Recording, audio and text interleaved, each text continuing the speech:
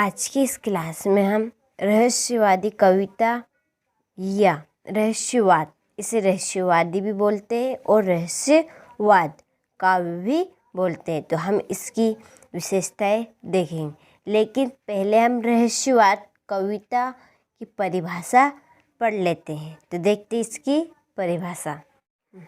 तो देखिए, रहस्यवाद काव्य की परिभाषा इस प्रकार बनेगी। देखिए, रहस्य कि जिसके बारे में हमें ज्ञान प्राप्त ना हो, उसे ही हम रहस्यवादी काव्य कहते हैं। नाम में ही छिपा है रहस्य।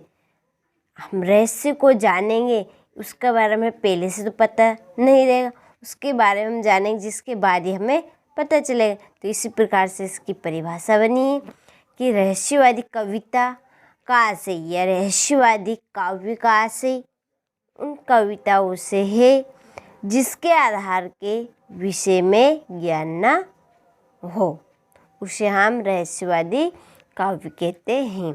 तो ये रहस्यवाद काव्य की परिभाषा है। तो आप इसका स्क्रीनशॉट ले लीजिए और इसे कंप्लीट करिएगा। आगे हम इसकी विशेषताएं देखते हैं। ये रहस्यवाद कविता की विशेषता, पहली विशेषता बनेगी अलौकिक सत्ता के प्रति प्रेम। नहीं, जो लोगों के प्रति क्या होगा, इसमें प्रेम किया गया है, इसका वर्णन किया गया है। तो आपको हेडिंग के हिसाब से ही लिखना है, हेडिंग को अच्छी तरह समझ लेना है और हेडिंग के ज़रिए ही हम इसके अंदर लिखेंगे।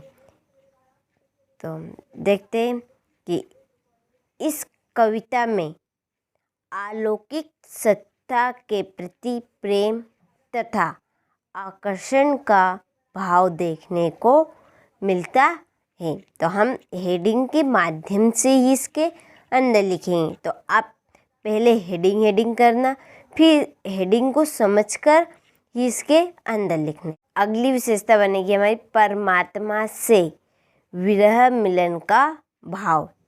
परमात्मा है, जैसे हम आत्मा को क्या मानेंगे, परमात्मा मानते हैं, उनसे विरह मिलन यानी कि उसमें बिछड़ने का भाव भी मिलेगा हमें परमात्मा से, उनसे मिलने का भाव भी मिलेगा।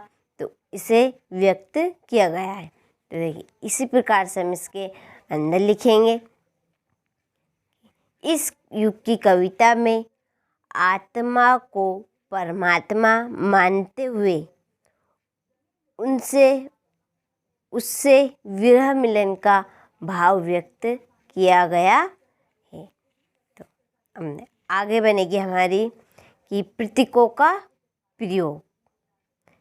प्रतीकों का प्रयोग, इसके माध्यम से हम इसके अंदर ही लिखेंगे कि इस युग की कविता में प्रतीकों का प्रयोग किया गया है। आप वर्ड को यहाँ पर जो सिरुक है, इन वर्ड को बदल के ले लीजिए कि इस युग की कविता या इस युग में रहस्यवादी कविता में या रहस्यवादी युग में प्रतीकों का प्रयोग किया गया। इन वर्डों का आप प्रयोग करते चलिए सिरु में केवल। अब आगे विशेषता बनेगी हमारी जिज्ञासा की भावना। तो देख, हेडिंग को समझेगा ध्यान से, फिर लिखिए। तो जिज्ञासा का अर्थ क्या होता है, इसे समझिए आप। तो जिज्ञासा किसी भी हम वस्तु को हमें समझने की उत्सुकता होती है, उसे हमें देखने की या जानने की आतुर होते हैं हम उसके लिए, तो उसे जिज्ञासा वर्ड कहते हैं। तो अब देखिए, तो इसके अंदर किस प्रकार लिखेंगे हम कि इस कविता में अदृश्य ईश्वरी शक्ति, आज जो हम उन्हें देखते नहीं लेकिन हमें उनका अनुभव होता है, ईश्वरी शक्ति एवं सृष्टि की समस्त क्रियाओं के बारे में जानने की क्या जिज्ञासा का भाव देखने को मिलता है, उसे हम मिलता है।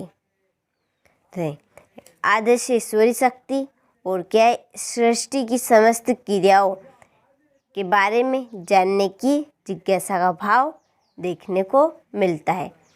अब आगे एक और विशेषता है हमारी चिंतन की प्रधानता। तो इसके अंदर लिखेंगे कि इस युग की कविता में चिंतन की प्रधानता है। तो आप इन्हें अच्छे से कंप्लीट करेगा। इसका स्क्रीनशॉट ले लीजिए पहले, केवल ये इधर एक ही इसलिए इसका पहले स्क्रीनशॉट ले लीजिए। इसके बाद ये आलौकिकता के प्रति प्रेम और परमात्मा से विरह मिलन का भाव का स्क्रीनशॉट लेते चलिए। मैं स्क्रॉल करते जाती हूँ, आप इनका बढ़िया तरीक़ा से स्क्रीनशॉट लेते चलिए बने ये हो, और अपनी कॉपी में सही तरीके से नोट करिए। तो अगले वीडियो में हम इसी के कवि और उनकी रचनाएं पढ़ेंगे। आप वहाँ वीडियो ज़रूर देखिएगा, क्योंकि परीक्षा में बहुत पूछा जाता है कवि और उनकी एक एक रचनाएं। तो हम देखते हैं अगला वीडियो।